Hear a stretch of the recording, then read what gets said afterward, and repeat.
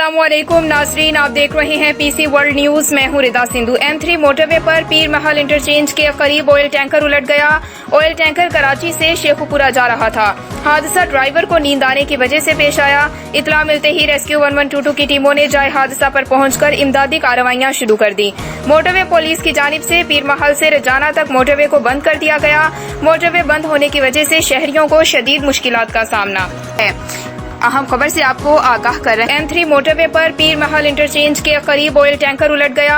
Oil tanker Karachi से शेखुपुरा जा रहा था। हादसा ड्राइवर को नींद आने की वजह से पेश आया। इतला मिलते ही रेस्क्यू 1122 की टीमों ने जाए हादसा पर पहुंचकर इमदादी कार्रवाइयां शुरू कर दी। मोटरवे पुलिस की जानिब से पीर महल से रजाना तक मोटरवे को बंद कर दिया गया। मोटरवे बंद होने की वजह से शहरियों को शदीद मुश्किलात का सामना